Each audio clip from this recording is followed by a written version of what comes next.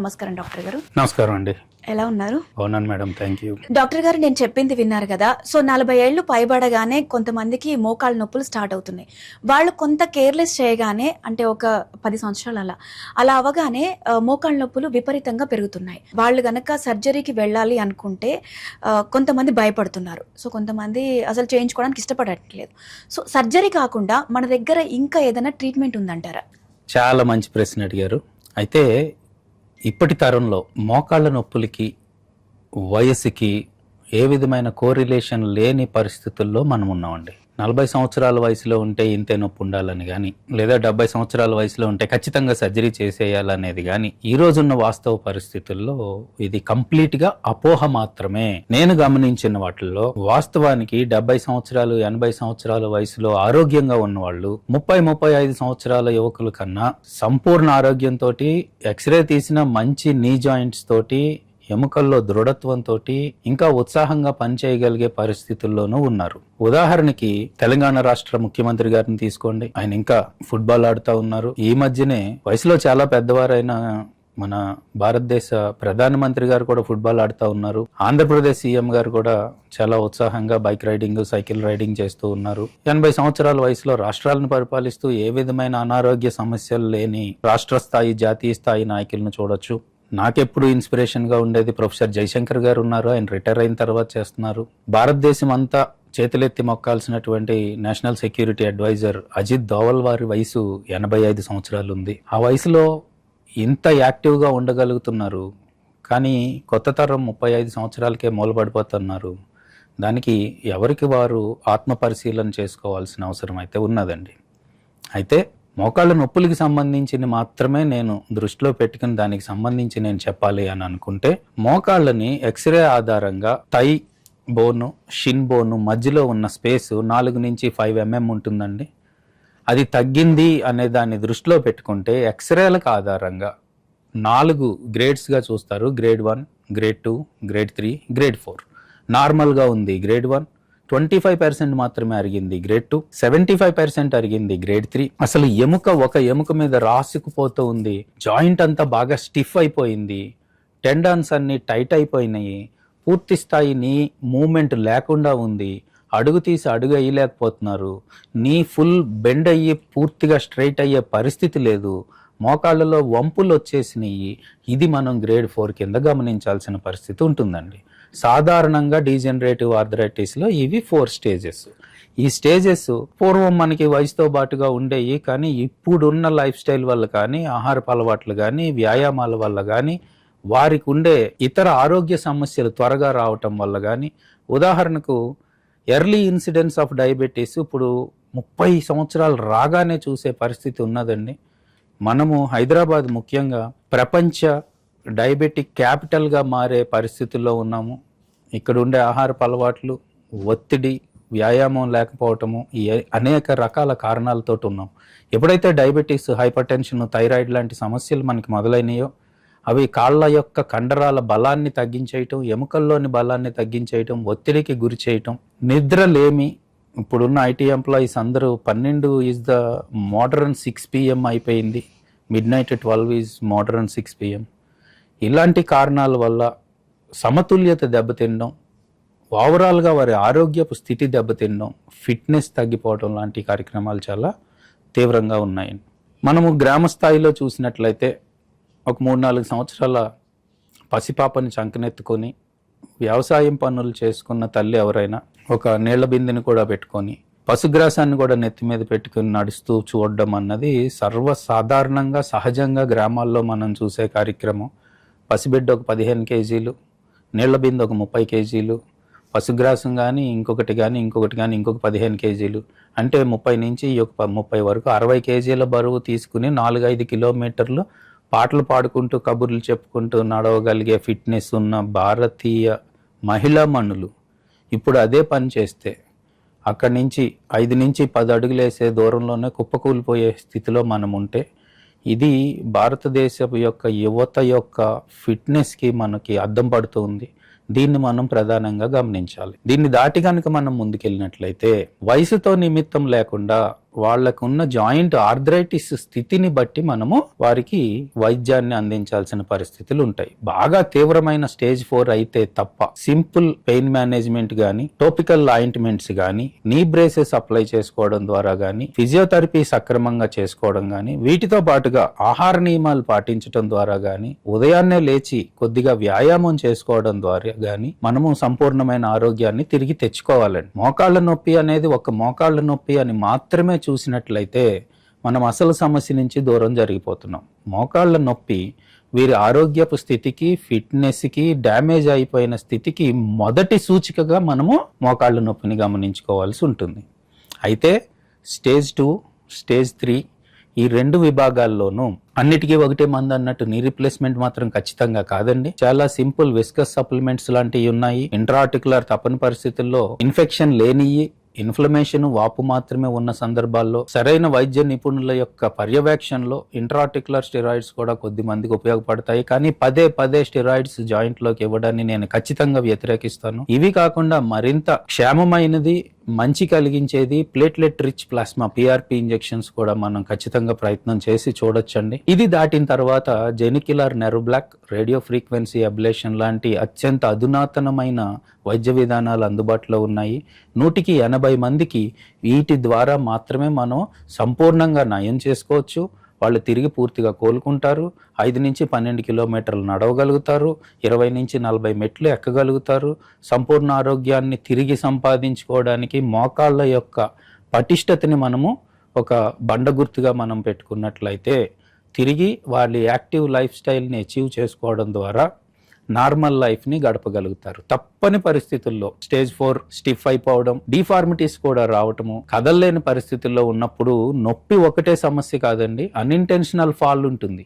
పెద్దవాళ్లలో మంచం మీద నుంచి లెగిసి 2 అడుగులు వేసే క్రమంలో అక్కడ పడిపోయి హిప్ ఫ్రాక్చర్ కానీ, హెడ్ ఇంజరీ కానీ, నెక్ ఇంజరీ కానీ తెచ్చుకునే ప్రమాదాల్లో ప్రాణాలకే ప్రమాదం వచ్చే పరిస్థితులు ఉంటాయి. కనుక రాత్రిపూట కూడా ఈ ఆర్థరైటిస్ వల్ల తీవ్రమైన నొప్పితోటి వాళ్ళు బాధపడుతున్న క్రమంలో, పూర్తిగా జాయింట్ మూమెంట్ లేని క్రమంలో, స్టిఫ్ అయిపోయిన జాయింట్స్ ఉన్న క్రమంలో, డిఫార్మిటీస్ ఉన్న క్రమంలో స్టేజ్ 4 అన్నది కన్ఫర్మ్ అయితే వారిలో వీలైనంత త్వరగా టోటల్ నీ రీప్లేస్మెంట్ సర్జరీ చేయించి తిరిగి నడిపించుకోవడం ద్వారా, ఫాల్ ప్రివెన్షన్ ప్రోగ్రామ్ ఇంప్లిమెంట్ చేసుకోవడం ద్వారా, చక్కటి ఫిజియోథెరపీ పెట్టుకోవడం ద్వారా, షుగర్, BP, థైరాయిడ్, కొలెస్ట్రాల్ లాంటి మిగిలిన మెడికల్ కండిషన్స్ని అదుపులో ఉంచుకోవడం ద్వారా ఖచ్చితంగా 100 సంవత్సరాల సంపూర్ణ ఆరోగ్య జీవితాన్ని వాళ్ళు ఎంజాయ్ చేసే విధంగా ఇప్పుడున్న వైద్య విధానాలతోటి మనం వారిని కాపాడుకోవచ్చు. ఓకే డాక్టర్ గారు, ఇప్పుడు చాలా మంది ఒక 60-70 ఏళ్ళు పైబడిన వాళ్ళు డాక్టర్ దగ్గరికి వెళ్ళినప్పుడు చాలా పెయిన్ వస్తుందని చెప్తూ ఉంటారు. సో వాళ్ళకి కొంతమంది డాక్టర్ సజెస్ట్ చేసేది ఏంటంటే నీ రీప్లేస్మెంట్ చేయించుకోండి అని చెప్పి. అసలు నీ రీప్లేస్మెంట్ అనేది ఏ పొజిషన్లో ఉన్నప్పుడు చేయించుకోవచ్చు అంటారు? చాలా మంచి ప్రశ్న అడిగారమ్మా. ఇందాక చెప్పినట్లు వయసు ఒక ప్రధానమైన అంశంగానే మనం గమనించాలి. 70 సంవత్సరాల వయసు వచ్చిందంటే 70 సంవత్సరాల వయసుకి తగ్గ శరీరంలోని మార్పులు వస్తూ ఉంటాయి. మోకాళ్ళలో కూడా ఖచ్చితంగా అడ్వాన్స్డ్ మార్పులు ఉండొచ్చు. కానీ ఏజ్ ఒకటి ఉన్నది కాబట్టి ఖచ్చితంగా సర్జరీకి వెళ్ళడం అనే దాంట్లో నేను వ్యతిరేకం. ఏజ్ ఉన్నప్పటికీ మిగిలిన ఆరోగ్యాన్ని మనం గమనించుకోవాలి. షుగర్ ఉందా, ఎన్ని సంవత్సరాల నుంచి ఉంది, ఎన్ని సంవత్సరాల నుంచి ఉంటే ఎంత కంట్రోల్ ఉంది, అంటే HbA1c కంట్రోల్లో ఉందా లేదా, అలాగే BP ఎంతకాలం నుంచి ఉంది, వాళ్ళు ఏమన్నా బ్లడ్ థిన్నర్స్ వాడుతున్నారా, థైరాయిడ్ లాంటి సమస్యలు ఏమన్నా ఉన్నాయా, ఇంతకుముందు కార్డియాక్ ప్రాబ్లమ్స్ ఏమన్నా ఉండి స్టంట్స్ లాంటివి ఏమన్నా వేసారా, లివర్ ప్రాబ్లమ్స్ ఏమైనా ఉన్నాయా, ఎలాంటి వృత్తిలో ఉన్నారు, వారి జనరల్గా ఉండే వారికి కండరాల్లో బలం ఎంత ఉంది, ఎముకల్లో బలం ఎంత ఉంది, ఇలాంటి లైఫ్ స్టైల్ ఇష్యూస్ అన్నీ కూడా మనం పరిగణనలోకి తీసుకోవాలి. అలాగే ముఖ్యంగా నీ వరకు సంబంధించింది అయితే ఎక్స్రేల్లో స్పష్టమైన గ్రేడ్ 4 అనేది ఉందా లేదా, మనం మస్కులోస్కెలిటల్ అల్ట్రాసౌండ్ చేస్తే అక్కడ ఉన్న కార్టిలేజ్ డిజింటిగ్రేషన్ కంప్లీట్గా పోయినట్టు మీకు అనిపించిందా, తప్పని పరిస్థితుల్లో అడ్వాన్స్డ్ ఇన్వెస్టిగేషన్స్లో కూడా అదే విధమైన మార్పులు మనకి గమనించాయా, అన్నిటికన్నా ముఖ్యంగా తీవ్రమైన నొప్పితో బాధపడుతూ ఉన్న పరిస్థితి ఉందా, మోకాళ్ళ జాయింట్ మూవ్మెంట్ కంప్లీట్గా తగ్గిపోయింది, ఇలాంటివి ఉన్న సందర్భంలో టోటల్ నీ రీప్లేస్మెంట్ సర్జరీ అనేది వాళ్ళకు ఉన్న వరం. ఖచ్చితంగా చేసుకోవచ్చు. టోటల్ నీ రీప్లేస్మెంట్ అనేది అత్యంత సురక్షితమైన సర్జరీ. కానీ నిపుణులైన వైద్య బృందంతో ప్రీ అనస్థీషియా చెకప్ గట్టిగా చేయండి. వ్యక్తిగత శ్రద్ధ పెట్టే సంస్థల్లో మాత్రమే చేయించుకోండి. మేము రోజుకి 100 సర్జరీలు చేస్తాము, 200 సర్జరీలు చేస్తాము అని చెప్పే వ్యక్తులు కూడా ఉన్నారు. నేను ఎవరిని తప్పుపట్టే ఉద్దేశం కాదు కానివ్వండి. అలాంటి సందర్భాల్లో సర్జరీ చేసుకున్న పేషెంట్ మీద వ్యక్తిగత శ్రద్ధ ఎంత ఉంటుంది అనేది నాకు అప్పుడప్పుడు ఆశ్చర్యాన్ని కలిగించే విషయం. వ్యక్తిగత శ్రద్ధ పెట్టే వైద్య బృందం ఉన్న చోట మనం సెలక్షన్ చేసుకోవాలి. అడ్వాన్స్డ్ ఓటీ ఆపరేషన్ థియేటర్స్ ఉన్నాయా లేవా మనం చూసుకోవాలి. స్కిల్డ్ సర్జన్స్ ఉన్నారా లేదా మనం చూసుకోవాలి. అన్నిటికన్నా ముఖ్యమైనది సర్జరీ అయిన వెంటనే పెయిన్ మేనేజ్మెంట్ చక్కగా చేయగలుగుతున్నారా లేదా, ఎలాంటి పెయిన్ మేనేజ్మెంట్ విధానాలు వాళ్ళు అవలంబిస్తున్నారు, నెరోబ్లాక్స్ ఏమన్నా ఇస్తున్నారా, ఫెంటనిల్ ఏమన్నా ఇస్తున్నారా, సెల్ఫ్ కంట్రోల్డ్ మార్ఫిన్ ఇస్తున్నారా, ఎపిడ్యూరల్ ద్వారా ఏమన్నా ఇంజెక్షన్స్ ఇస్తున్నారా, ఓన్లీ స్ట్రాంగ్ డైక్లోఫెనాక్ సోడియం లాంటి ఇంజెక్షన్స్ మాత్రమే ఇస్తున్నారా. ఇలాంటి సందర్భాల్లో అదే పనిగా పెయిన్ కిల్లర్స్ ఇస్తూ ఉంటే కొన్ని సందర్భాల్లో గ్యాస్ట్రైటిస్ కానీ రీనల్ టాక్సిసిటీ కానీ పెరుగుతూ ఉంటుంది. అలాంటి సమస్యలు మనకి రాకుండా పేషెంట్ని అనుసరించి వారికి అనుకూలమైన రిస్క్ తక్కువ ఉన్న పెయిన్ మేనేజ్మెంట్ ఆప్షన్స్ని సెలెక్ట్ చేసుకోవడం ద్వారా పోస్ట్ ఆపరేటివ్ పెయిన్ని 90% తగ్గించుకుని 4 అవర్స్ లోపలనే చక్కగా నడిపించుకోగలిగిన వైద్య విధానాలు ప్రస్తుతం మా హాస్పిటల్లో ఉన్నాయండి. అనేక ఉన్నతమైన హాస్పిటల్స్లో కూడా ఇలాంటివి ఉన్నాయి. కాబట్టి అలాంటి మంచి ప్లేస్ని సెలెక్ట్ చేసుకుని నిపుణులైన వైద్య బృందం ఉన్న చోట చూసుకుని, అన్నిటికన్నా ముఖ్యంగా వ్యక్తిగత శ్రద్ధ ఎక్కడున్నదో మీరు గమనించుకుని అలాంటి ప్లేస్ని ఎంచుకుని మీరు సర్జరీ చేసుకుంటే చాలా చాలా సక్సెస్ఫుల్ సర్జరీ అవుతుంది. వెంటనే రికవర్ అవుతారు, మీ పనులు మీరు హాయిగా చేసుకుంటారు. దీంతో పాటు లైఫ్ స్పాన్ కూడా పెరుగుతుందండి. మోకాళ్ళ నొప్పి అనేది నొప్పి కోసం మాత్రమే కాదు.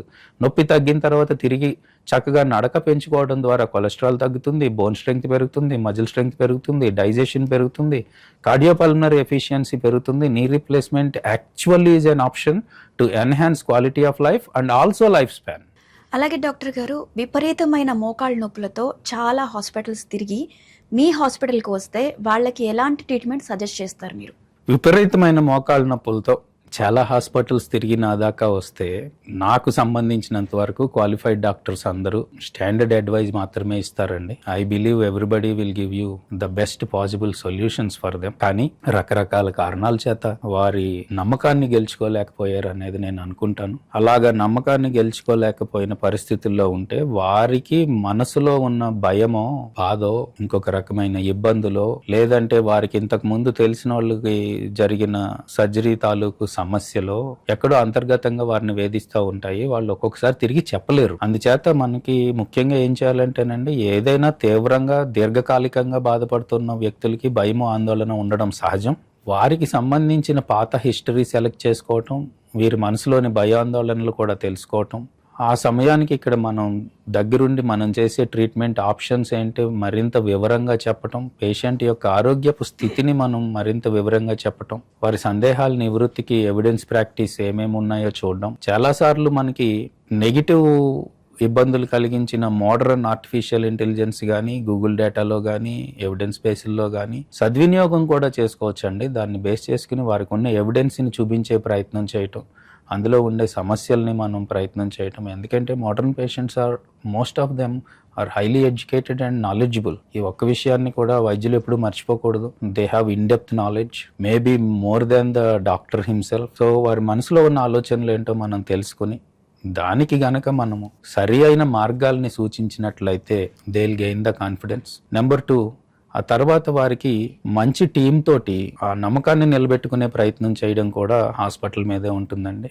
దాన్ని కూడా చేయడం ద్వారా, సమస్యని క్షుణ్ణంగా పరిశీలన చేయడం ద్వారా we can have a right solution for the person with the specific problem. Okay doctor గారు, ఒక 30 నుంచి 40 ఏళ్ళు పైబడిన వ్యక్తి విపరీతమైన మోకాళ్ళ నొప్పులతో మీ దగ్గరికి వస్తే అతనికి మీరు ఎలాంటి ట్రీట్మెంట్ సజెస్ట్ చేస్తారు? అంటే ఓన్లీ మంచి ఫుడ్ తీసుకోండి, ఎక్సర్సైజ్ చేయండి, ఇలాంటిది సజెస్ట్ చేస్తారా, లేదంటే ట్రీట్మెంట్ పరంగా ఏదన్నా ఇస్తారా? 30 నుంచి 45 సంవత్సరాల మధ్యలో ఉన్న వ్యక్తి తీవ్రమైన మోకాళ్ళ నొప్పితోటి వస్తే ఎటువంటి వైద్యం మనం అందించగలుగుతాము అనేది చాలా చక్కటి ప్రశ్నమ్మ.